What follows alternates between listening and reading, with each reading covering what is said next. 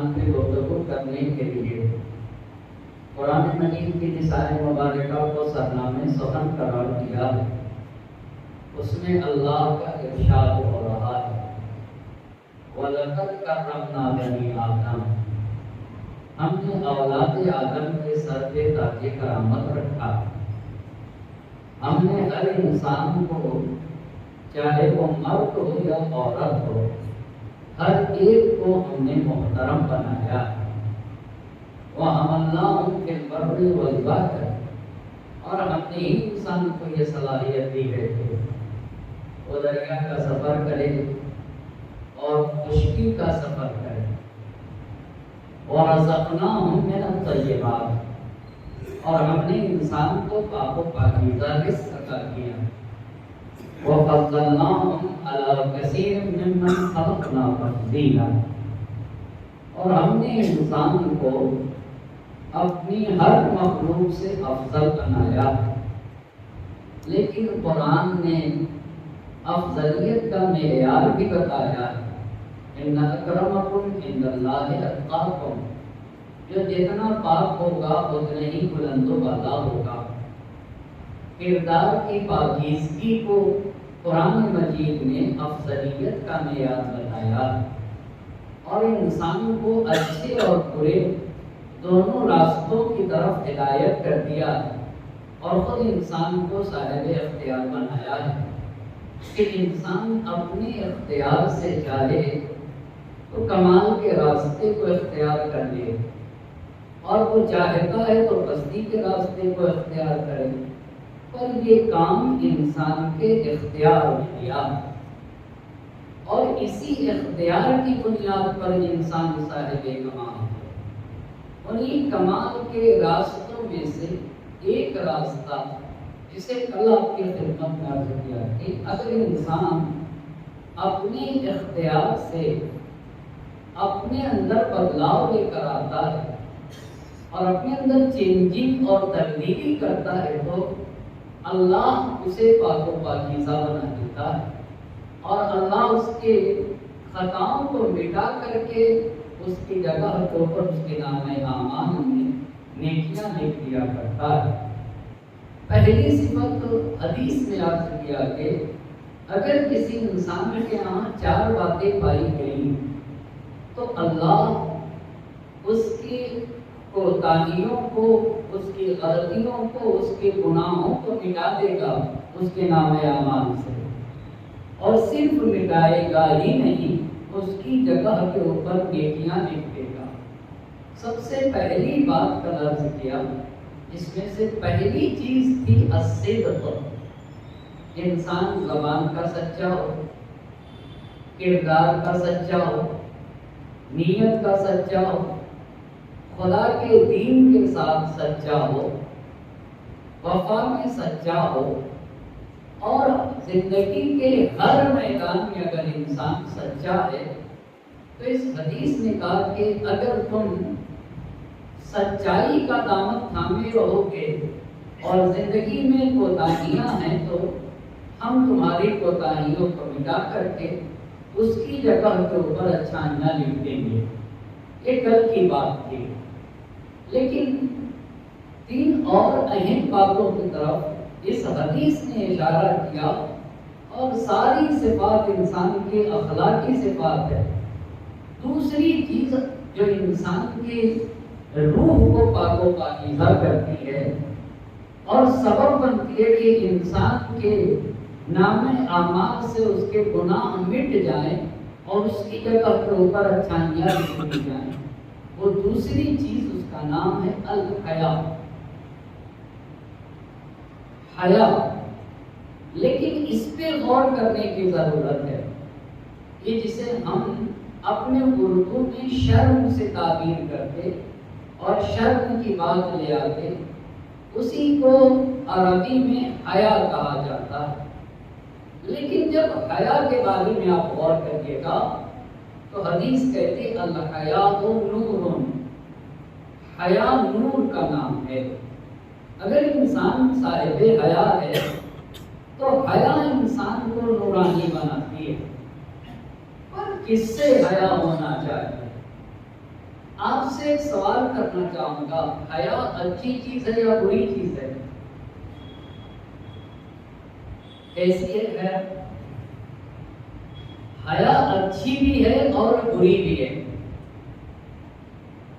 ایک انسان پڑھنے سے حیا کر رہا ہے، اسے شرم آتی ہے کہ میں جا کے پڑھوں، یہ حیا کیسی ہے؟ ایک انسان کو حیا آتی ہے کام کرنے سے، میں کام نہیں کروں گا مجھے شرم آتی ہے، یہ کیسی حیا؟ ایک انسان کو حیا آتی ہے کہ میں اپنے باپ کا احترام میں کروں، یہ کیسی حیا ہے؟ یہ بھی حیا اچھی نہیں ہے۔ ایک انسان کو اپنے استاد کی تعظیم اور احترام کرنے میں حیا آتی ہے، اس کا مطلب یہ ہوا کہ ہر حیا اچھی نہیں ہے، کچھ حیا اچھی ہے اور کچھ جگہ کے اوپر انسان کو حیا نہیں کرنا چاہیے۔ اسی لیے حدیث نے کہا، بہت توجہ کریے گا، حدیث نے کہا کہ الحیاء حیاءان، یہ جو شرم و حیا ہے یہ 2 طرح کی ہوتی ہے، ایک حیاء عقل، دوسری حیاء حمق۔ ایک عقل مندانہ حیا ہے، عاقلانہ حیا، اور ایک احمقانہ حیا۔ کہتے ہیں کہ عاقلانہ اگر حیا ہے، حیاء عقل فہو علم، یہ انسان کے عالم ہونے کی دلیل ہے، لیکن ایک احمقانہ حیا ہے، یہ انسان کے جاہل ہونے کی دلیل ہے۔ پر اس کا اتنی بات واضح ہوئی کہ حیا بھی 2 طرح کی ہوتی ہے۔ ایک حیا اچھی ہے اور ایک حیا بری حیا ہے۔ ہمارے یہاں جو اختیار کرنے کو بات کہا گیا ہے وہ اچھی حیا کو اختیار کرنے کی بات کہی گئی ہے، جسے حدیث نے کہا حیا و عقل، عاقلانہ حیا۔ عاقلانہ ہی حیا اگر کسی کے یہاں پائی گئی تو اس کو علم کہا گیا، اور جاہلانہ حیا، احمقانہ حیا کو جہالت سے تعبیر کیا گیا۔ اب اتنی بات کہی آپ کے ذہن میں کہ دو طرح کی حیا ہے، یا عاقلانہ حیا یا جاہلانہ حیا۔ تو عاقلانہ حیا کیا کیا ہے اور جاہلانہ حیا کیا کیا ہے؟ اب میں آپ کو پہلے وہ باتیں عرض کرنا چاہوں گا جہاں کے اوپر انسان کو حیا نہیں کرنا، توجہ کرنے کی ضرورت ہے۔ حیا اتنی اہم شے ہے زندگی میں، اتنی اہم شے ہے کہ اللہ کے نبی حضرت محمد مصطفیٰ صلی اللہ علیہ وآلہ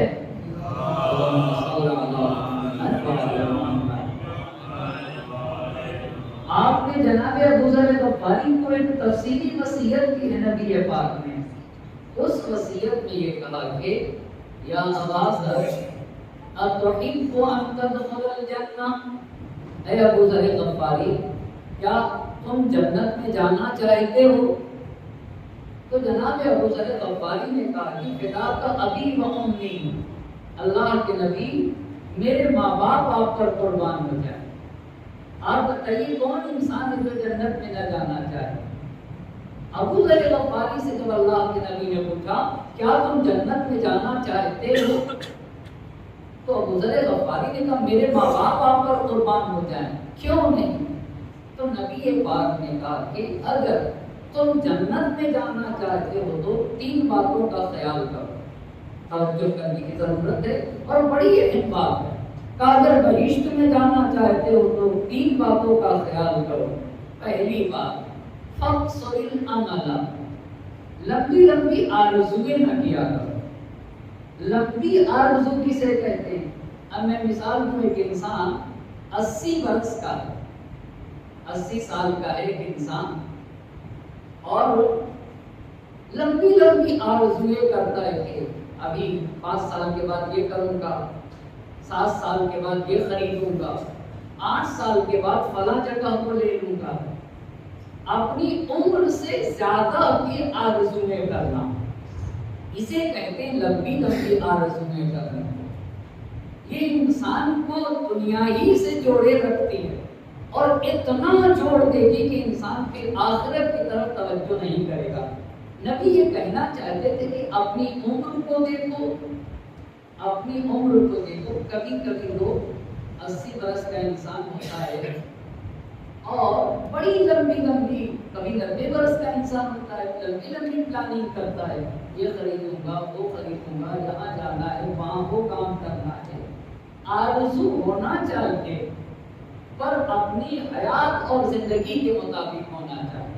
اگر بہشت جانا چاہتے ہو تو بہت لمبی لمبی آرزویں نہ کیا کرو، یہ پہلی بات۔ دوسری بات اللہ کے نبی نے کہی وَاجْعَلِ الْمَوْتَ نُصْبَ عَيْنَيْكَ، موت کو یاد کیا کرو اور موت کو اپنی نگاہوں کے سامنے رکھا کرو۔ رات ہو تو سوچو کہ پتہ نہیں کل صبح ہوں گے یا نہیں ہوں گے۔ یہ محرم کا مہینہ ہے، سفر کا مہینہ ہے، تو سوچو کہ نہیں معلوم آئندہ ہوں گے یا نہیں ہوں گے۔ کسی نے پیغمبر پاک سے پوچھا اللہ کے نبی کیا ہم قیامت میں شہیدوں کے ساتھ کوئی اٹھایا جائے گا؟ شہیدوں کا بہت عظیم مرتبہ ہے قیامت میں۔ کہا اللہ کے نبی کیا قیامت میں شہیدوں کے ساتھ کوئی اٹھایا جائے گا؟ تو نبی پاک نے کہا نعم، ہم کچھ لوگ شہیدوں کے ساتھ اٹھائے جائیں گے۔ تو پوچھنے والے نے پوچھا اللہ کے نبی وہ کون لوگ ہوں گے جو قیامت میں شہیدوں کے ساتھ اٹھائے جائیں گے؟ تو نبی پاک نے کہا جو رات اور دن میں موت کو زیادہ یاد کرتے ہیں، جو موت کو زیادہ یاد کرے گا وہ دنیا سے جب اٹھے گا تو محشر میں اسے اللہ شہداء کے ساتھ اٹھائے گا۔ بس پہلی چیز توجہ کرنے کی ضرورت ہے۔ پہلی بات جو انسان کو بہشت تک لے جائے گی، ابو ذر غفاری سے کہا، وہ پہلی بات یہ ہے کہ آرزوئیں لمبی لمبی نہ کیا کرو۔ دوسری بات یہ کہی کہ موت کو اپنی نگاہوں کے سامنے رکھو نا، موت کو زیادہ یاد کرو۔ تیسری بات فاستحیی من اللہ حق الحیا، لوگوں سے حیا کرو یا نہ کرو پر خالق سے حیا کرو، اور اپنے مالک سے ایسے حیا کرو جیسے حیا کرنے کا حق ہے۔ اب توجہ کریے گا، اس کا مطلب یہ ہوا کہ حیا کبھی اللہ سے ہے، حیا کبھی قرآن سے ہے، حیا کبھی مذہب سے ہے، حیا کبھی دین و شریعت سے ہے، حیا کبھی لوگوں سے ہے۔ کہاں اللہ سے حیا کرو، قرآن سے حیا کرو۔ تاریخ میں ایک انسان ہے جس کا نام ہے فضیل بن عیاض۔ فضیل بن عیاض یہ وہ انسان ہے جو چوری کرتا تھا، اور چوری میں بھی بڑا چور ہوا، جو راستے میں ڈاکے ڈالتا تھا، کاروان کو، کافلوں کو، پورے قافلے کو راستے میں لوٹ لیا کرتا تھا۔ یہ اتنا بڑا چور تھا، اور اسی چوری کرتے کرتے اللہ سے حیا کے اوپر عرض کر رہا ہوں، اسی چوری کرتے کرتے ایک لڑکی کا عاشق ہوتا ہے، اور جب عاشق ہوتا ہے تو اس کے گھر تک پہنچنا چاہتا ہے، لڑکی تک پہنچنا چاہتا ہے، پر لڑکی تک پہنچنے میں ایک دیوار ہوتی ہے، دیوار کو کراس کر کے جانا ہوتا ہے۔ رات کی تاریکی، رات کا سناٹا، اس لڑکی تک پہنچنے کے لیے دیوار پہ چڑھ رہا تھا یہ فضیل کہ میں اس لڑکی تک پہنچ جاؤں۔ مگر دیکھیے حیا کتنی اہم شے ہے۔ تو جب یہ رات کی تاریکی میں دیوار پہ چڑھ رہا تھا تو بغل کے گھر میں کوئی انسان قرآن پڑھ رہا تھا، اور قرآن کی اس آیت پر پہنچا تھا۔ اس پہ بھی توجہ کرنے کی ضرورت ہے۔ أَلَمْ يَأْنِ لِلَّذِينَ آمَنُوا أَن تَخْشَعَ قُلُوبُهُمْ لِذِكْرِ اللَّهِ۔ آیت کا مطلب یہ ہے کہ کیا وہ وقت نہیں آیا کہ صاحب ایمان اللہ کی ذکر کے سامنے خضوع و خشوع کرے، خدا کی کتاب کا احترام کرے اور ذکر الہی کا احترام کرے؟ کیا یہ وقت نہیں آ پہنچا ہے؟ چڑھتا ہوا انسان فضائل کے کانوں میں جب قرآن کی اس آیت کی آواز پہنچی گی، کیا وہ وقت نہیں پہنچا کہ اللہ کے سامنے انسان حیا کرے، خدا کے ذکر سے کے سامنے ایک انسان جھک جائے، مطیع و فرما بردار بن جائے ذکر خدا کا؟ چڑھتے ہوا فضائل نیچے قدم بڑھنے لگے، اس کو اترنے لگا، اور یہ کہہ کے اتر رہا تھا، اے خدا کیوں؟ وقت آ گیا انسان کے سدھرنے کا، کیا چیز فضائل کو نیچے لے کر آ گئی؟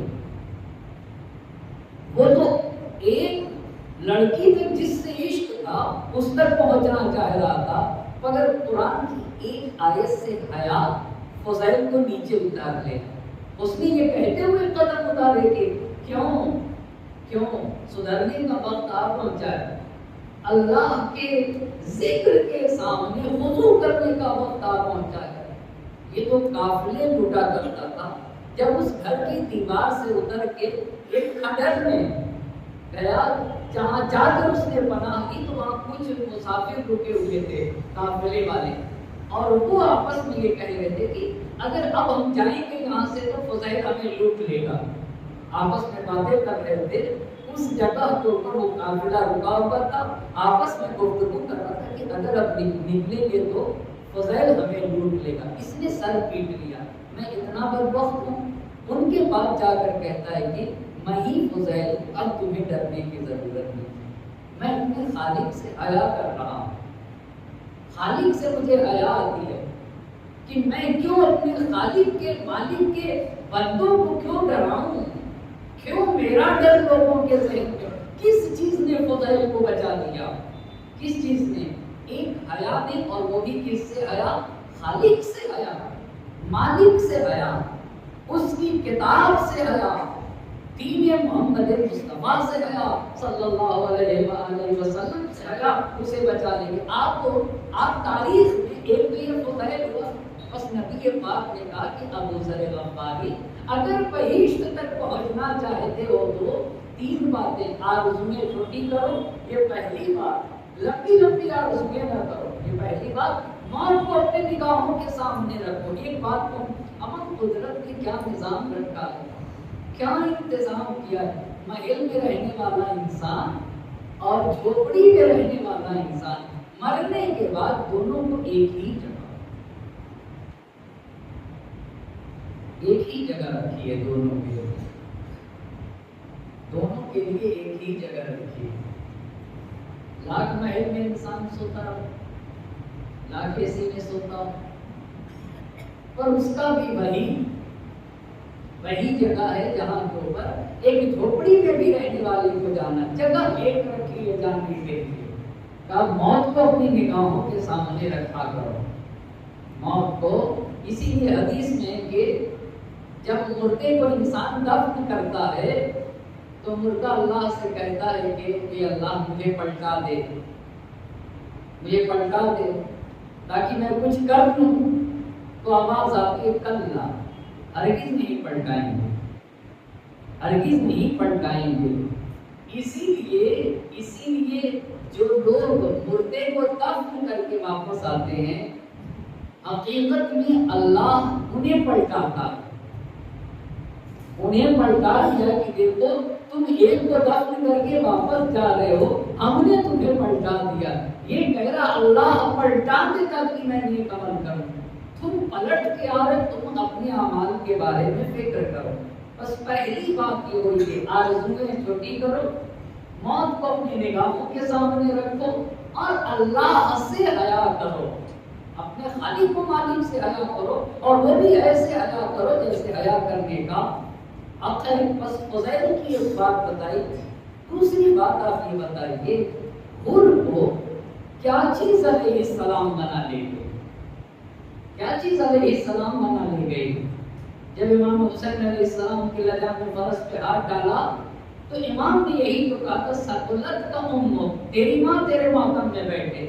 تو حر نے ایک بات کہی کہ اگر آپ کی ماں فاطمہ نہ ہوتی تو میں بھی یہی جملے آپ کے لیے کہتا۔ اس کا مطلب ہے کہ حر کے دل میں مادر حسین کا احترام تھا اور مادر حسین سے حیا کی۔ یہ مادر حسین سے حیا حر کو علیہ السلام بنا لے گئے۔ بس پہلی چیز، اسی لیے روایت نے کہا افضل الحیاء استحیاءک من اللہ، سب سے بہترین حیا یہ ہے کہ تم اپنے خالق و مالک سے حیا کرو، تو اپنے خالق اور مالک سے حیا کرو۔ سماج اور معاشرے میں یہ کہتے ہوئے لوگ ملیں گے جب اللہ سے حیا نہیں تو لوگوں سے کیا ہے۔ بہت سارے لوگ کو بھی غلط کام کرتے ہیں تو لوگوں کے سامنے کرتے ہیں، اسے کہیے کہ بھائی لوگوں کے سامنے مت کرو یہ غلط کام، تو کہتے ہیں جب اللہ ہی سے حیا نہیں تو آپ سے کیا حیا۔ اب بہترین چیز یہ ہے کہ اپنے خالق اور مالک سے حیا کرو، لیکن بس اللہ سے حیا ہونا چاہیے، اور یہ بہترین حیا لوگوں سے بھی حیا کرو، لوگوں سے بھی حیا کرو۔ اس لیے کہ اگر انسان لوگوں سے حیا کرتا ہے تو حدیث کہتی ہے کہ الحیاء یصد عن فعل القبیح، حیا اگر تمہارے اندر پائی جاتی ہے تو تمہیں بہت سارے غلط کاموں سے روک دے گی، غلط کاموں سے روک دے گی، بےہودہ کاموں سے تمہیں بچا لے جائے گی۔ لیکن چند جگہ ایسی ہیں جہاں کے اوپر حیا نہیں کرنا، میں اسے بتانا چاہوں گا اور پھر اور عظیم باتیں عرض کروں گا۔ چند جگہ ایسی ہیں جہاں حیا کرنے کو منع کیا گیا ہے۔ پہلی جگہ حدیث نے کہا خدمت الرجل ضعیفہ، مثال کے طور پہ میں عبا پہنتا ہوں، میں ماما لگاتا ہوں، اور میرے گھر پہ ایک کوئی مہمان آ جائے اور وہ بھی کوئی جاہل مہمان آ جائے تو حدیث کہتی ہے کہ خدمت الرجل ضعیفہ، تم کتنے بڑے عالم کیوں نہ ہو، یہ تمہارا مہمان ہے، تم اپنے مہمان کی خدمت کرو۔ یہاں کے اوپر حیا نہیں کر سکتے تم، کمال تمہارا یہ ہے کہ تم اپنے نوکر سے نہ کرواؤ کام، اور تم حیا کرو کہ میں اتنا بڑا انسان اور اس چھوٹے انسان کی میں مہمان نوازی کروں گا؟ نہیں، تم اس کے سامنے کھانا رکھو، تم اس کے سامنے پلیٹ رکھو۔ آپ کو پتہ ہے امام علی علیہ السلام کے دروازے پر گھر کے اوپر 2 لوگ مہمان ہوئے، ایک باپ اور ایک بیٹا۔ ایک باپ اور بیٹا کھانا کھانے کے بعد، جب کھانے کا مسئلہ آیا اور کھانا کھانے کے بعد ہاتھ دھلانے کا مسئلہ آیا تو امام علی علیہ السلام کے باپ کا ہاتھ امام علی علیہ السلام نے دھلایا، باپ کا ہاتھ امام علی علیہ السلام نے، اور بیٹے کا جب ہاتھ دھلانے کی بات آئی تو جناب محمد حنفیہ سے کہا کہ بیٹا تم ان کے بیٹے کا ہاتھ تم دھلاؤ۔ کیوں ایسا کیا امام نے؟ تاکہ باپ اور بیٹے دونوں کا احترام ایک جیسا نہ ہو۔ امام نے کہا کہ اگر یہ تمہارا بیٹا اکیلا میرا مہمان ہوتا، باپ سے کہا، تو میں اس کے ہاتھ دھلاتا، لیکن چونکہ تم باپ کو یہ بیٹا ہے اور باپ اور بیٹے کے احترام میں فرق ہونا چاہیے، اس لیے میں نے باپ ہو کر باپ کا ہاتھ دھلایا، بیٹا بیٹے کا ہاتھ دھلائے گا۔ پر امام نے دھلایا، یہ توہین نہیں ہے، یہی انسان کا کمال ہے، یہی انسان کا، اس کو کہتے یہ حیا اچھی حیا نہیں ہے۔ حیا انسان کے نام اعمال سے برائیوں کو پاک کرتے ہیں، مگر کچھ جگہ کے اوپر حیا نہیں کرنا ہے۔ پہلی جگہ جہاں حیا نہیں کرنا ہے وہ کون سی جگہ ہے؟ خدمت الرجل ضیفہ۔ ایک انسان کے یہاں اگر کوئی مہمان آ جائے نا، اس مہمان کی مہمان نوازی خود مجھے کرنا ہے اور خوب اس کی تکریم کرنا ہے، چاہے میں بڑا ہوں اور وہ چھوٹا ہی کیوں نہ ہو۔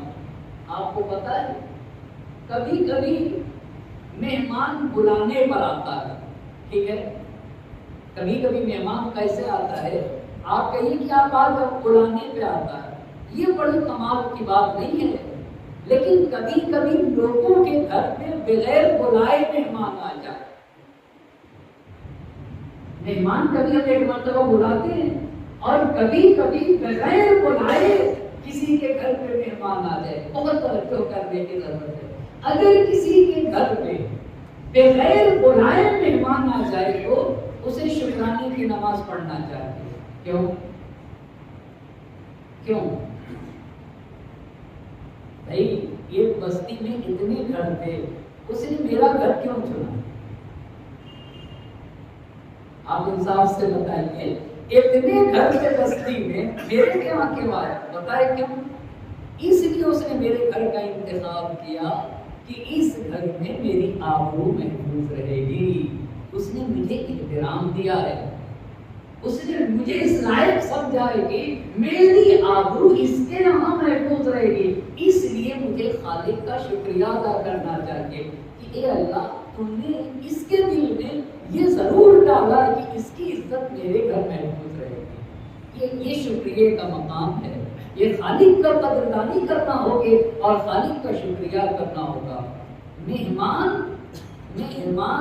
کتنی عظیم نعمت ہے، کتنی عظیم نعمت ہے، برکتیں لے کر آتا ہے اور انسان کے گناہ کی پاکیزگی کا سبب بنتا ہے، طہارت نفس کا سبب بنتا ہے، رزق کی وسعت کا سبب، برکت کا سبب اور ساتھ ساتھ طہارت نفس کا سبب بنتا ہے۔ بس پہلی چیز جہاں شرم نہیں کرنا ہے، میرے گھر کا مہمان ہے، کتنا ہی چھوٹا کیوں نہ ہو، اس مہمان کی خدمت میں کروں گا۔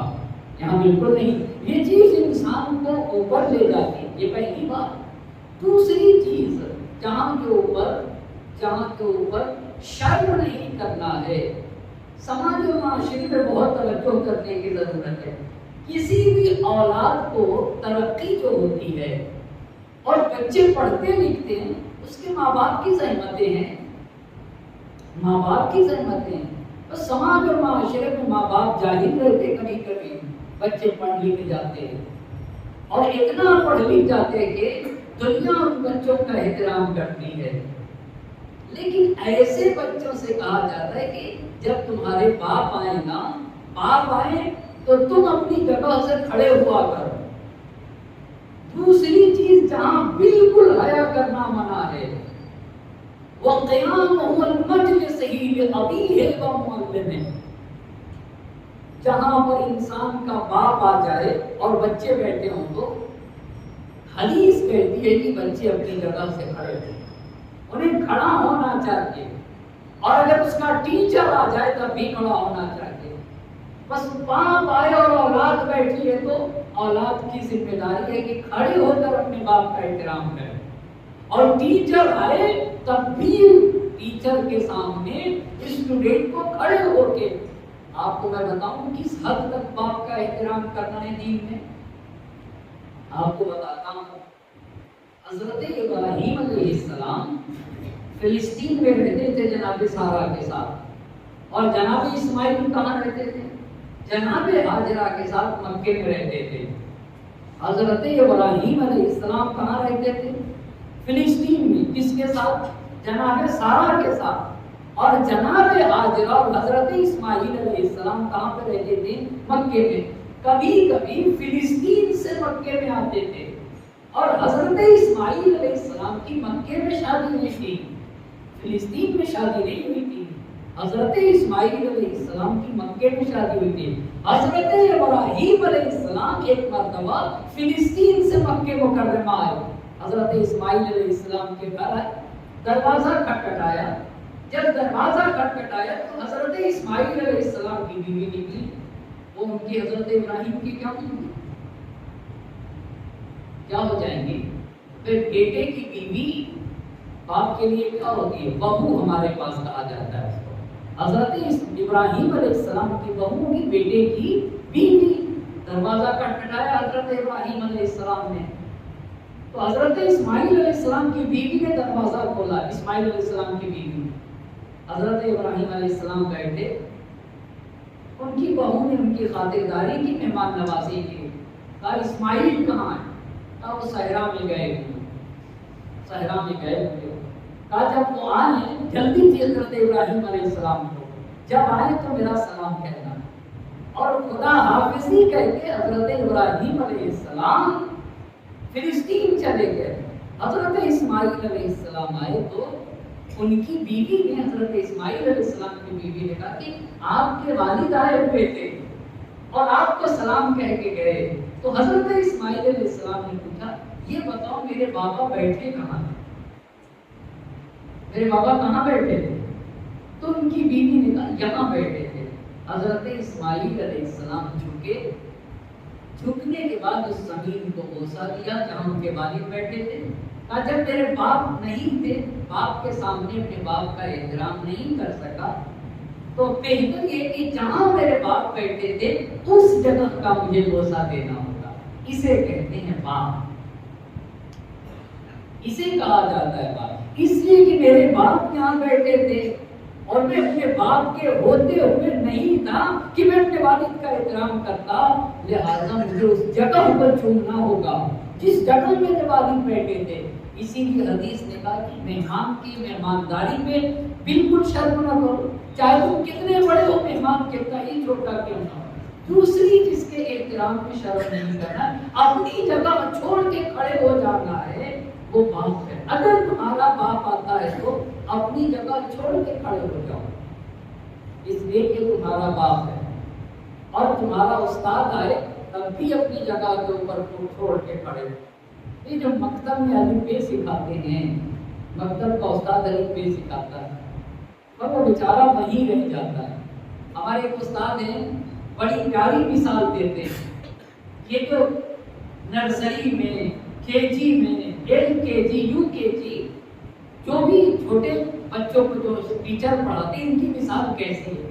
آپ یہ دیکھیں کہ ٹریفک پولیس ہوتی ہے، ٹریفک پولیس دیکھا نہیں دیکھا، وہ چوراہے پہ کھڑی ہوتی ہے، سیٹی بجاتا ہے ادھر جاؤ، ادھر کے لوگوں کو کہتا ہے ادھر جاؤ، وہ وہیں کھڑا رہتا ہے اور لوگ آگے بڑھ جاتے ہیں۔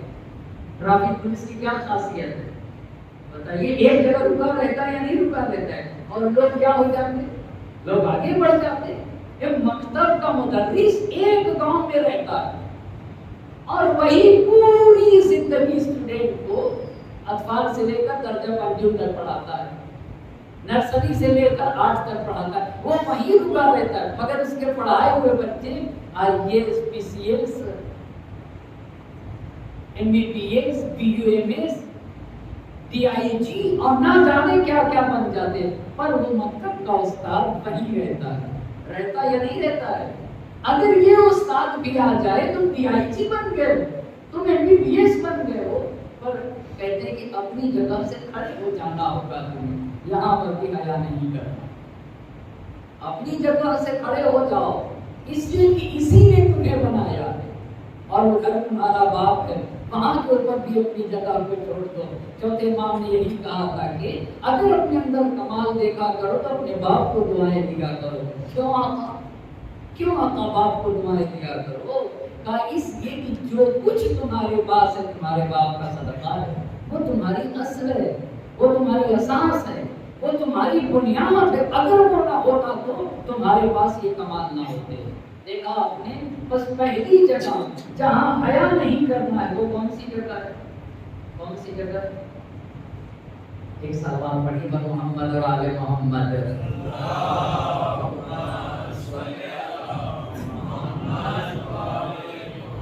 کون سی جگہ ہے؟ مہمان کی مہمانداری، یہ پہلی جگہ۔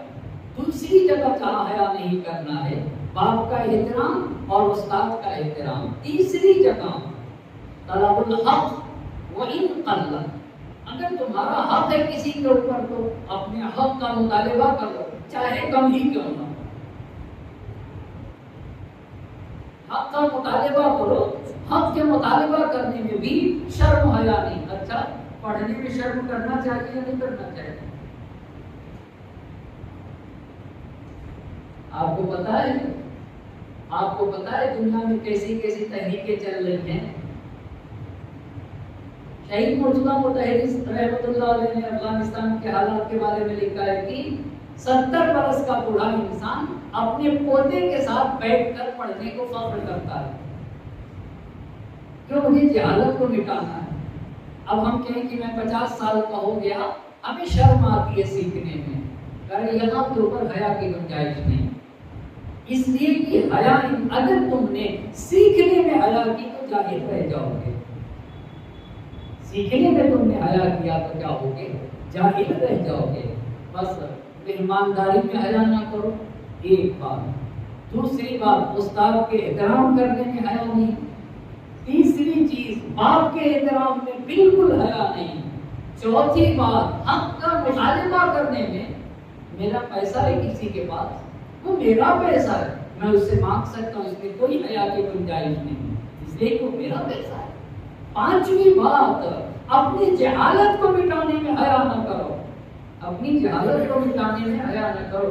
اسی حیا کی بنیاد کے اوپر تو ہم جاہل رہ جاتے ہیں۔ ہم اس ایج میں آ کے پڑھیں گے، نبی پاک کا فرمان ہے اطلبوا العلم من المهد الى اللحد، جب تک مر نہ جاؤ پڑھتے رہو، جب تک مر نہ جاؤ، جب تک مر نہ جاؤ پڑھتے رہو، جب تک مر نہ جاؤ سیکھتے رہو۔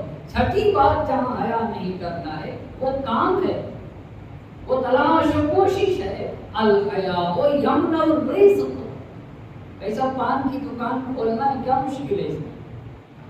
پان کی دکان کرنے میں کیا مشکل ہے؟ سیب سنترے بیچنے میں ٹھیلے پہ لگا کے کیا مشکل ہے؟ آپ کو پتا ہے اللہ کے نبی جنگ سے واپس پلٹ رہے تھے، اور جب جنگ سے واپس پلٹ رہے تھے تو مجمع اس میں سے ایک بوڑھے انسان نے نبی گرامی کے سے مصافحہ کیا۔ اللہ کے نبی سے جب مصافحہ کیا تو اس بوڑھے انسان کا ہاتھ پھٹا ہوا تھا، تو نبی پاک نے کہا کہ تمہارا ہاتھ پھٹا ہوا ہے، آخر کیوں تمہارا ہاتھ پھٹا ہے؟ تو کہا اصرف بالمر والمسحاق، اللہ کے نبی میں کلہاڑی چلاتا ہوں، میں کھیت جوتتا ہوں، میں کسان ہوں، میں کھیتی کرتا ہوں۔ کہا کیوں کھیتی کرتے ہو؟ کیوں پیسے کماتے ہو؟ کہا انفق علی عیالی، میں اس لیے پیسے کماتا ہوں کہ میرے بیوی بچے اچھی طرح سے رہیں۔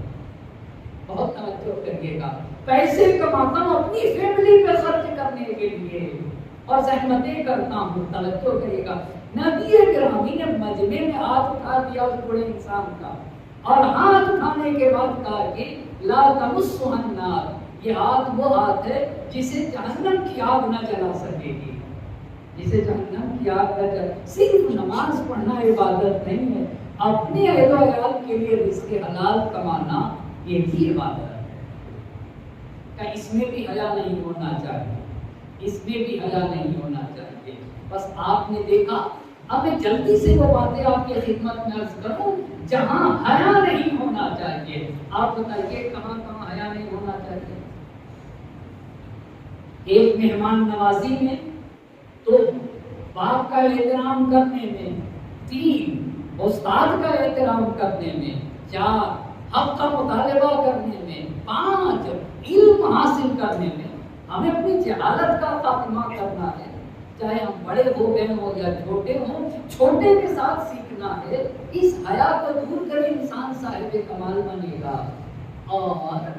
اور کام کرنے میں، کام ہاں حلال ہونا چاہیے۔ کبھی کبھی انسان حرام کام کرتا ہے، بڑے فخر سے کرتا ہے، پر حلال کام کرنے میں شرماتا ہے۔ میں ٹھیلے لگاؤں گا، کیوں بھائی مشکل کیا ہے؟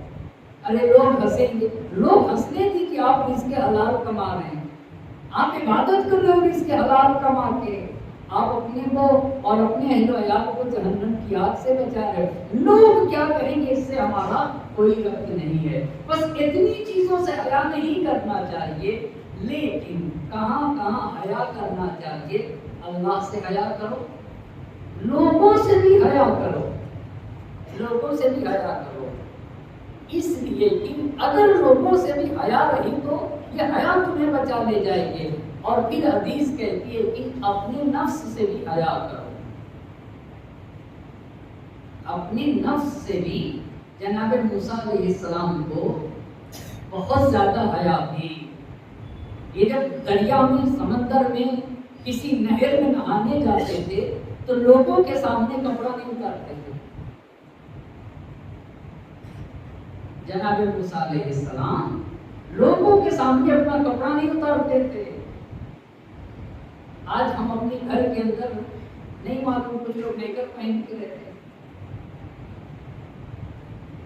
گھر میں ہماری بہنیں بھی ہیں، سگی بہن بھی ہے،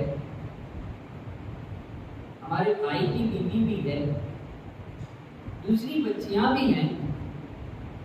جناب موسیٰ علیہ السلام نہانے جاتے تھے تو دریا پہ نہانے، نہر پہ نہانے جاتے تھے، لباس نہیں اتارتے تھے، کوئی گڈھا ڈھونڈتے تھے، دور جاتے تھے لوگوں کی نگاہوں سے کہ کوئی گڈھا ملے وہاں کے اوپر لباس اتارو اور پھر نہا کے لباس پہن لوں۔ تو قوم کہتی تھی کہ ان کے بدن میں کوئی بیماری ہوگی۔ لوگ تو ایسے ہیں نا، لوگ ایسے ہیں، لوگ نیگیٹو سوچتے ہیں، پازیٹیو کر سوچتا ہے انسان، لوگ نیگیٹو سوچتے ہیں ٹائم کے بدن میں کوئی بیماری ہوگی۔ مگر اولوالعزم پیغمبر ہیں جناب موسیٰ علیہ السلام، جناب موسیٰ علیہ السلام دور جاتے تھے، کہا اپنے سے بھی حیا کرو۔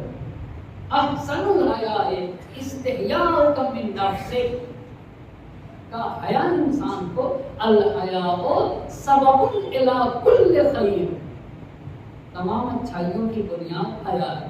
بس 2 باتیں آپ کو بتائی ہیں، اگر تم سچے ہو تب بھی تمہارے گناہ مٹ جائیں گے، اور اس کی جگہ کے اوپر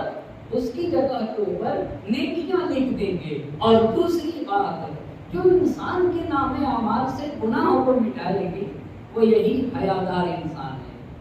یہ بات میں نے کہی کہ یہاں پہ کہوں گا، آپ کو پتہ ہے، آپ مجھے بتائیے، ہمارے پاس چاہے بیٹی ہو یا بیٹا ہو، کوئی بچہ بے حیا پیدا ہوتا ہے؟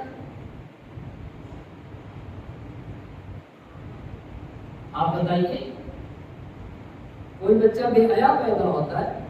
یا پیدا ہونے والا ہر بچہ، چاہے وہ بیٹا ہو یا بیٹی ہو، حیا لے کر آتا ہے؟ یہ قرآن کی آیت ہے، ہر بچہ حیا لے کر آتا ہے۔ بے حیا کون بناتا ہے؟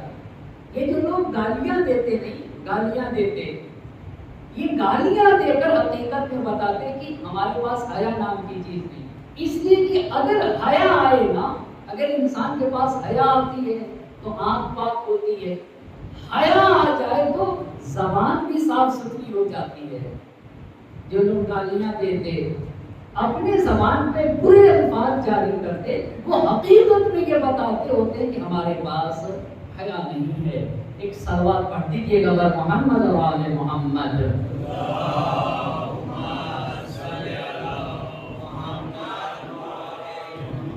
بس دو باتیں آپ کی خدمت میں عرض کر چکا. ایک سچا انسان بن کے جیے تو اللہ گناہوں کو مٹا دیتا ہے، اور دوسری بات حیا دار بن کے جیے. اللہ سے حیا، رسول اللہ سے حیا، قرآن سے حیا، مذہب سے حیا، دین اور شریعت سے حیا، لوگوں سے حیا، خود اپنے آپ سے حیا. تو پھر اگر حیا دار ہے انسان، اور وہ بتایا کہ اتنی جگہ ہے جہاں کے اوپر انسان کو حیا کرنے سے منع کیا گیا ہے. اگر حیا دار انسان ہے تو اللہ اس کے گناہوں کو مٹا کے اچھائیاں لکھ دے گا. تیسری بات کیونکہ موضوع ہی اخلاق ہے، اور اس روایت میں بھی تیسری بات، دو روایت عرض کروں گا، نہایت اہم بات ہے، اس پہ غور کرنے کی ضرورت ہے. ایک صلوات پڑھتے ہوئے محمد اور آل محمد.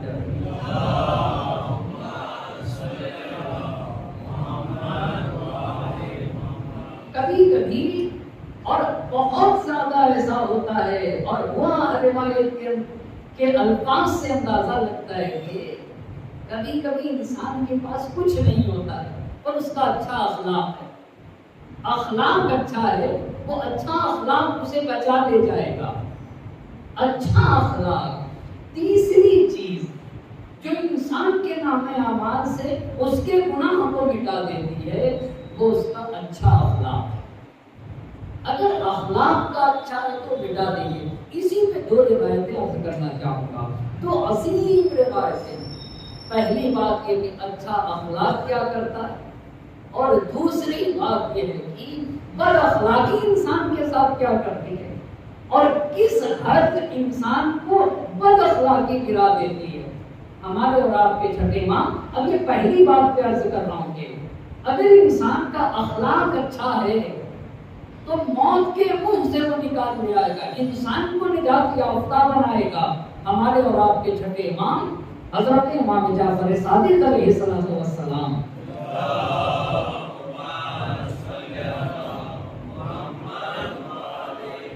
آپ کا بیان ہے کہ نبی گرامی کے پاس کچھ لوگوں کو اسیروں کو لایا گیا، اور اللہ کے نبی نے کہا کہ یہ جتنے ہیں سب کو قتل کر دیا جائے. مگر نبی پاک نے کہا کہ اس میں سے فلاں شخص کو چھوڑ دیا جائے.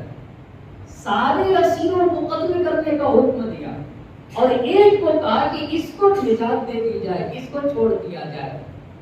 جہاں سارے اسیر اس میں سے ایک کو چھوڑا گیا تو اس نے تعجب سے نبی پاک سے پوچھا، اللہ کے نبی آخر مجھے کیوں چھوڑا گیا،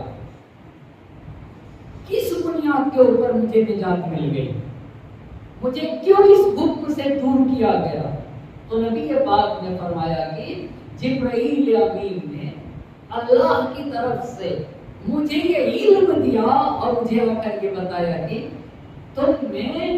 تم میں 5 باتیں پائی جاتی تھی، اور 5 ایسی باتیں پائی جاتی تھی جسے اللہ پسند کرتا ہے، اس کا رسول پسند کرتا ہے. ان 5 باتوں کی وجہ سے اللہ نے مجھ سے کہا کہ اسے نہ قتل کرو. آپ کو پتا ہے پہلی بات، آج سماج اور معاشرے میں 5 چیزیں بہت کم ہوتی جا رہی ہیں. پہلی چیز الغیرۃ الشدیدہ علی حرمک. تمہیں اپنی ناموس کا خیال بہت تھا، غیرت تمہیں ناموس کے حوالے سے تھی. آج انسان بہت سارے لوگ آپ کو ایسے مل جائیں گے، اپنی شریک حیات کو، اپنی بیوی کو اپنے ساتھ لے کے چلے گا اور بغیر حجاب کے اس کو فرق نہیں پڑتا، چاہے بیوی دوپٹہ اوڑھے نہ اوڑھے، پردہ کرے یا نہ کرے، ڈھنگ کا لباس پہنے یا نہ پہنے. اس کو کہتے ہیں کہ اس انسان کے یہاں غیرت نہیں پائی جاتی. غیرت نام کی چیز ہی نہیں پائی جاتی. تم کیسے انسان ہو، تمہیں اپنی بیوی کے سلسلے سے، اپنی ناموس کے سلسلے سے غیرت نہیں پائی جاتی. آپ کو پتا ہے زمانے نے عورت کو کہاں پہنچا دیا ہے؟ زمانے نے عورت کو یہاں تک ایک صابن لینے چاہیے اس پہ کس کی تصویر بنی رہتی ہے؟ آپ بتائیے کیوں بھائی صاحب؟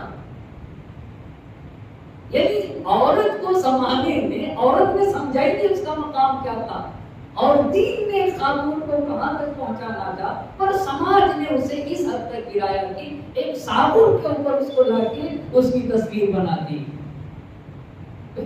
صابن سے عورت کا کیا لینا دینا؟ کیوں صابن میں تصویر ہے عورت کی؟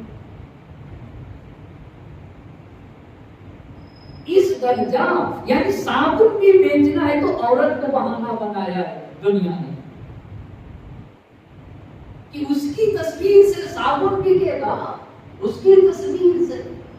کہا تمہیں اللہ نے یہ پانچوں باتیں آپ ذرا غور کریے گا، نبی پاک نے اس کو کہا، اللہ نے کہا اس میں یہ پانچ، کہیں نماز کا تذکرہ نہیں، یہ نہیں کہہ رہا ہو کہ نماز نہیں پڑھنا ہے، سب کچھ پڑھنا ہے، پر ایک انسان نماز پڑھتا ہے اور اپنی بیوی بچوں کے نسبت کوئی حجاب کی بات ہی نہیں کرتا، نماز پڑھتا ہے، مگر اس انسان کو نماز ہی نہیں تھا، یہ تو نبی کا دشمن تھا، یہ تو دشمن اسلام تھا، مگر غیرت دار تھا اپنے ناموس کے سلسلے سے۔ الغیرۃ الشدید علی حرمیک، اس لیے اللہ نے کہا کہ یہ اپنی ناموس کی نسبت غیرت رکھتا تھا، لہٰذا اسے کیا کرو، نجات کے لیے پہلی بات کہاں ہے کہ انسان اس کو اپنی ناموس کے حوالے سے غیرت ہی نہیں۔ کیوں ایسا بنتا ہے کہ ساری حیوانی نکاحیں میرے بیوی بچے کے پڑے ہیں؟ کیوں ایسا انسان کیوں نہیں سوچتا آگے؟ کیوں نہیں ایسا سوچتا؟ بس پہلی بات بتائی کہ ناموس کے سلسلے سے اس کا غیرت پائی جاتی تھی، یہ پہلی بات۔ دوسری بات السخا، السخا، یہ سخی انسان تھا۔ سخی کسے کہتے ہیں؟ سخی کسے کہتے ہیں؟ ایک سلمان پڑھی پر محمد والے محمد صلی اللہ محمد وآلہ۔ سخی کسے کہتے ہیں بھائی صاحب؟ جو خود بھی کھائے اور دوسروں تنہا نہیں کھاتا تھا۔ سماج اور معاشرے میں کچھ لوگ ہیں ہوٹل میں کھانا کھا لیں گے اور بیوی بچے گھر میں رہتے ہیں، جا کے وہ اچھا سا کھانا ہوٹل میں کھا لیں گے، اکیلے کھا لیں۔ بھائی صاحب اکیلے کھانا ہے تو بیوی بچوں کو بھی لیتے جاؤ، کیوں اکیلے کھاتے ہو؟ کیوں اچھا کھانا اکیلے کھا لیتے ہو؟ اور کبھی کبھی کوئی تنہا مرد کی دعوت کرے تو اسے کہنا چاہیے کہ یار میرے بیوی بچے بھی ہیں، کیوں اکیلے دعوت کرتے ہو؟ ایک سلوات پڑھے پر محمد اور آل محمد۔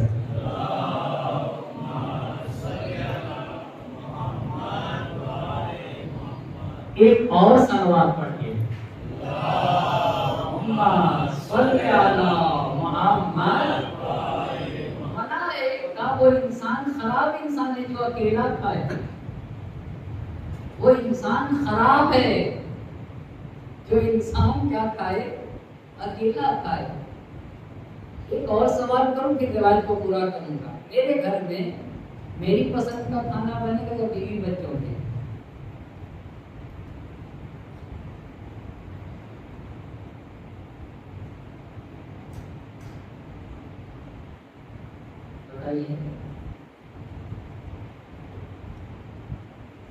آپ بتائیے۔ میں نے سنا نہیں، لیکن المؤمن یأکل بشہوۃ اہلہ، مومن کے گھر میں اس کی پسند کا کھانا نہیں بنتا۔ آپ غور کریے گا، یہ سب روحی پاکیزگی کی دلیل ہے۔ جب روحی اعتبار سے انسان پاک ہوتا ہے تو ایسا ہوتا۔ کس کی پسند کا بنے گا بھائی؟ کس کی پسند کا کھانا بنے گا مومن کے گھر میں؟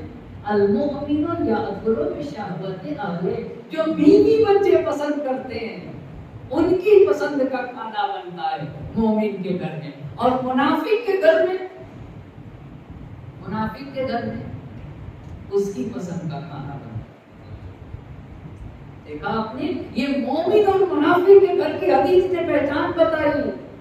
منافق منافق کے گھر میں اس کی پسند کا کھانا بنتا ہے، پر مومن کے گھر میں جی بیوی بچوں کے پسند کا کھانا بنتا ہے۔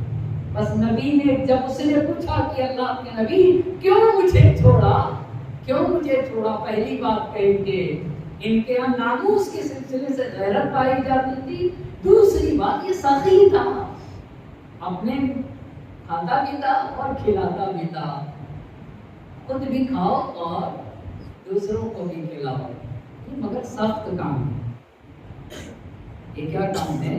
سخت کام۔ تیسری بات حسن الخلق، اخلاق اچھا تھا تمہارا، بچانے جا رہا، دیکھ رہے اچھے اخلاق میں اوپر بات ہے، اخلاق اچھا تھا۔ چوتھی بات صدق اللسان، سچ بولتا تھا، سچ بولتا تھا۔ آپ بتائیے کتنی بات اب تک کہہ چکا میں؟ 4 باتیں کہہ چکے۔ پہلی بات کیا ہے؟ ناموس، ناموس یعنی اپنے گھر کی عورتوں کی نسبت بہت حساس تھا، ایسا نہیں ہوتا تھا۔ ایک اور بات آپ کو بتاؤں، کبھی کبھی گھروں کی حالت تو یہ ہو گئی ہے، باہر کا کوئی مہمان آئے گا، باہر کا مہمان، شوہر بھی بیٹھا ہے، باہر کا مہمان بیٹھا ہے، وہ ہماری بیوی سے مذاق کرتا ہے اور شوہر خاموش بیٹھا ہے۔ کیوں بھائی؟ کیوں وہ مذاق کرے؟ کیوں آپ نے اپنے گھر کے حد کو توڑ دیا؟ کیوں دوسرا مذاق کر رہا ہے؟ سوچنے کی ضرورت ہے اس کے اوپر۔ دوست آئے گا ٹھیک ہے، پر گھر کے حد رہیں گے نا، گھر کی جو حد ہے وہ اپنی جگہ پہ باقی رہے گی، وہ اپنی جگہ کے اوپر باقی رہے گی۔ بس پہلی بات کیا کہی میں نے؟ جی غیرت رکھتا تھا، دوسری بات سخی تھا، تیسری بات اخلاق اچھا تھا، کچھ تو یاد کریے آپ کو، اور چوتھی بات سچا تھا، پانچویں بات شجاع تھا۔ شجاع کسے کہتے ہیں؟ بہادر تھا۔ بہادر صرف تلوار چلانے والے کو نہیں کہا جاتا ہے، جو میدان زندگی میں سچ بات کہے وہ سب سے بڑا بہادر۔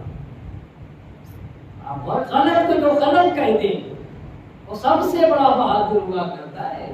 جہاں لوگ نہ بولے وہاں ایک انسان کہے کہ یہ غلط ہے، ایسے انسان کو بہادر کہا جاتا ہے۔ آپ نے دیکھا یہ نماز روزے والا انسان نہیں تھا، یہ اسیر تھا۔ تو جب پیغمبر پاک نے کہا کہ میرے اللہ نے بتایا، اس روایت سے تو یہ بھی اندازہ ہوتا ہے کہ کچھ لوگوں کو اس کا اچھا اخلاق نجات دے دے گا، کچھ لوگوں کو اس کا اچھا اخلاق، اس کے روحی صفات اسے بچا دے جائیں گے۔ کہتا جب دین یہی ہے تو میں اسلام لاتا ہوں۔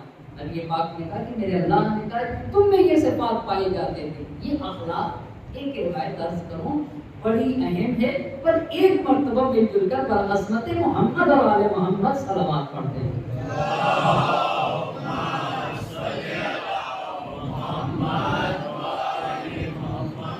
یہ بتائیے اگر میں آپ سے پیار سے بول رہا ہوں تو پیسے لگتے ہیں اس میں؟ آپ بتائیے، پیار سے بولوں، آپ سے محبت کروں، ایک روٹی ہے میرے پاس کھاؤں تو آدھی آپ لے لیجیے، آدھی ہم کھا لیتے ہیں، آدھا آدھا کر لیتے ہیں۔ اس میں کیا جاتا ہے اگر میں آپ کے پاس تھوڑی دیر بیٹھ جاتا ہوں، کسی کے پاس بھی تھوڑی دیر محبت سے چند باتیں کر لیتے ہیں، اس میں کیا جاتا ہے؟ اس میں کیا جاتا ہے؟ پر توجہ کریے گا، یہ اخلاق یہاں تک پہنچاتا ہے۔ اب بد اخلاقی کے اوپر ہمارے اور آپ کے آٹھویں امام علی رضا علیہ السلام،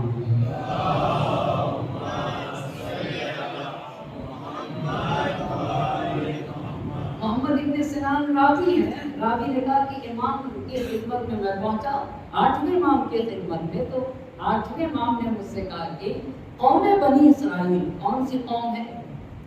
جناب موسیٰ علیہ السلام کو جو مانتے ہیں انہیں بنی اسرائیل ہے۔ قوم بنی اسرائیل میں 4 مومن تھے، کہتے 4۔ اب یہ 4 مومن تھے، بہت توجہ کریے گا، ان میں سے 3 لوگ ایک کے گھر میں جمع ہوتے، چلو کہ کسی کے گھر جمع ہوتے، ایک چھوٹ گیا اور کتنے جمع ہوئے تھے؟ جی 3 لوگ جمع ہوئے، ایسے ہی کہ اس کے گھر جمع ہوتے ذرا سا بات کریں گے، گفتگو کریں گے. یہ جب جمع ہوئے تو چوتھا انسان جو چوتھا مومن تھا ان کے گھر پہ پہنچا جہاں جمع ہوئے تھے یہ لوگ. دروازہ کھٹکھٹا دیا. اب جب دروازہ کھٹکھٹایا تو اس گھر کا جو مالک تھا اس کا غلام باہر نکلا. غلام سے پوچھا کہ تمہارا مالک ہے؟ تو غلام نے کہا میرا مالک گھر میں نہیں تھا. یا نہیں تھا؟ تھا گھر میں. غلام نے کہا مالک گھر میں نہیں ہے. بہت توجہ کریے گا، یہ کافی ہے یہ باتیں باپ ہوتا ہے. سچا ہی انسان کامیاب ہے. پوچھا مالک ہے تمہارا؟ کہا مالک گھر میں نہیں. تو یہ واپس ہو گیا. کون واپس ہوا؟ یہ جو چوتھا مومن تھا. اور غلام گھر کے اندر گیا. تو غلام سے مالک نے پوچھا کون آیا تھا دروازے میں؟ کہا وہ چوتھا آدمی آیا تھا.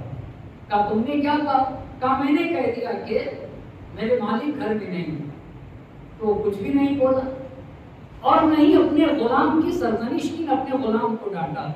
اور وہ جو 2 اور تھے انہوں نے بھی کوئی توجہ نہیں کیا، کوئی پرواہ نہیں کیا. اچھا تو غلام تو اندر آ گیا اور یہ بھی چلا گیا. توجہ کریے گا.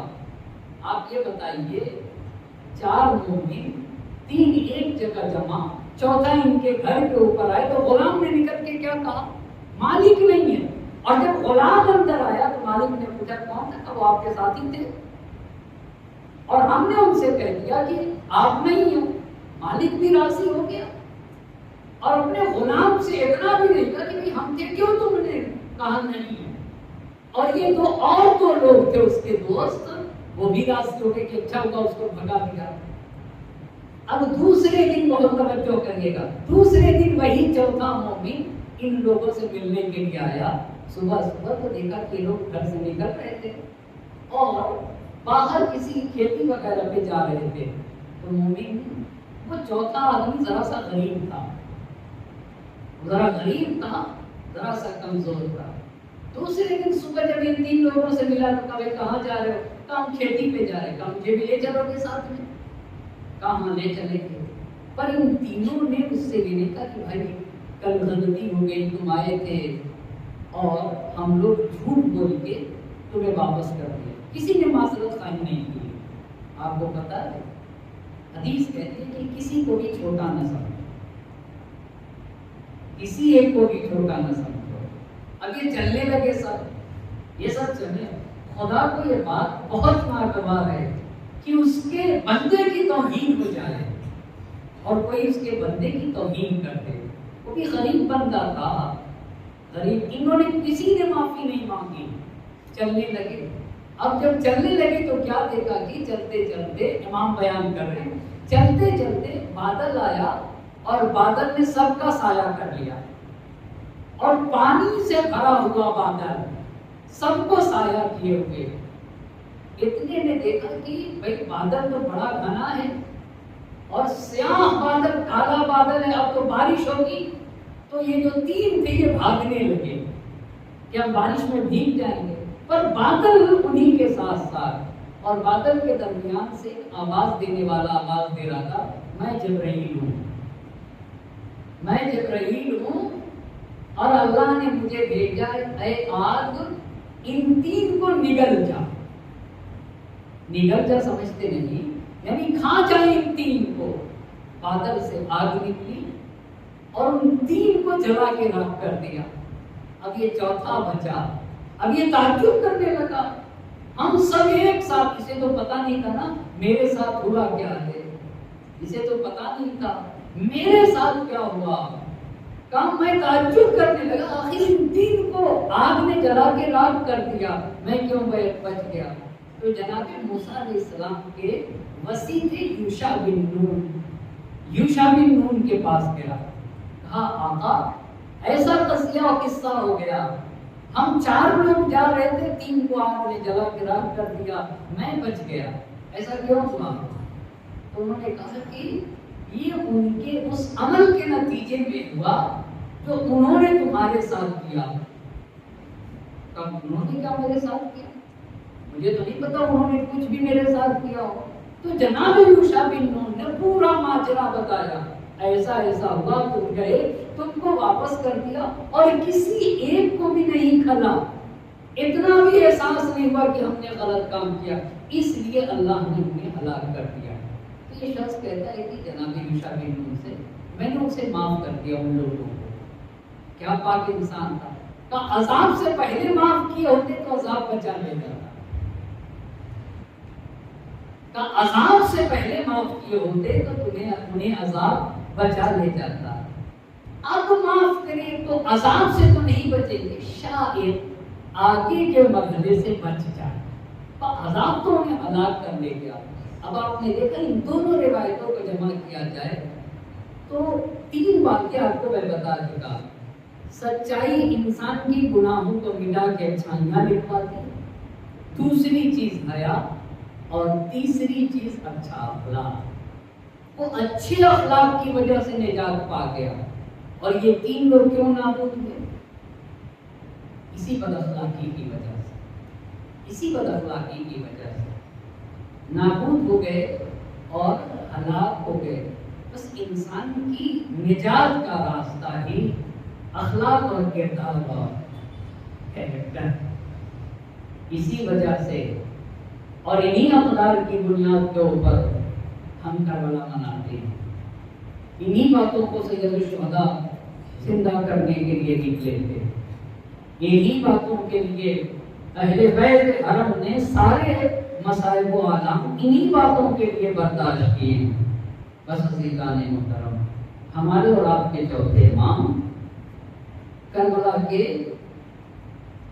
ان لوگوں میں سے ہیں جنہوں نے واقعات کربلا کو اپنی آنکھوں سے دیکھا ہے، اسی لیے 35 برس بعد شہادت حسین ہوئے۔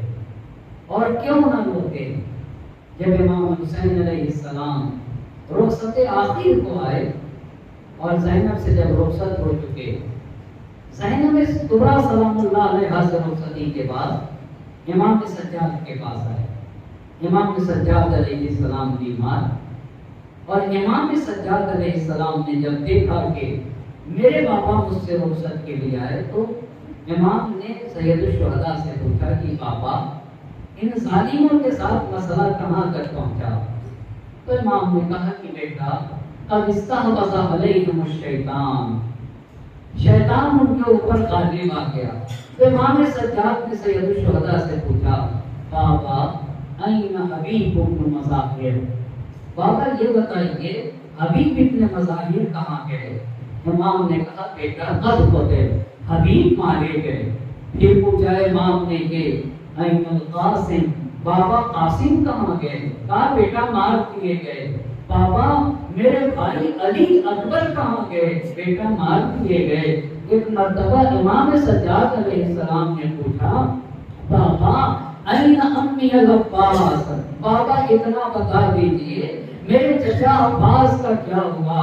حسین نے کہا بیٹا بازوؤں کو کٹا کے فرات کے کنارے سو رہے ہیں، پر اتنا سمجھ لو کہ مردوں میں ہم اور تم بچے ہیں۔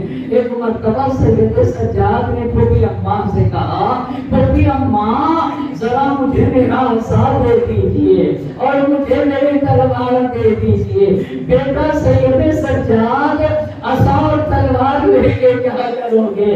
پھوپھی اماں عصا کے ذریعے سے سہارا لوں گا اور تلوار کے ذریعے سے اپنی بابا کا دفاع کروں گا۔ حسین نے سید سجاد کو گلے سے لگایا، بیٹا سید سجاد میرے اہل حرم تمہارے حوالے، سکینہ تمہارے حوالے، زینب ام کلثوم تمہارے حوالے۔ ارے قیامت کا سما تھا جب محرم کی 11 تاریخ اور زینب ماں جائے کھلاشے کو اپنے ہاتھوں پہ لیے بیان کر رہے تھے انت اخی، اے میرے حسین مولا، کیا تو ہی میرا ماں آیا، کیا تو ہی میرا بھیا ہے، اے حسین تو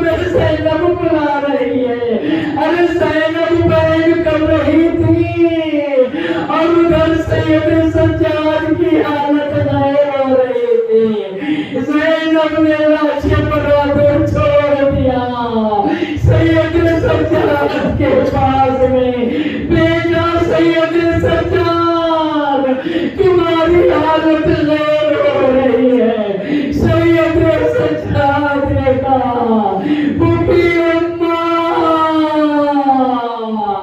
جوان بیٹا بوڑھے باپ کا لاشا جلتی زمین پہ پڑا ہوا، میرے بابا کو مسلم کفن نہ کیا گیا، میرے بابا کو سپرد رحم نہ کیا گیا۔ امی اماں میرے بابا پہ نماز نہ پڑھی گئی۔ زینب نے کہا سید سجاد گھبرا نہیں، میرے حسین کی قربانی رائے گا نہ جائے گی، یہی میرے حسین کا مزار بنے گا، یہی میرے حسین کو دفن کیا جائے گا۔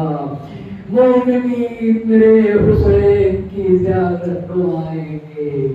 سجاد نانا نے وعدہ کیا ہے میرے حسین کے قربانی رائے گا جائے گی۔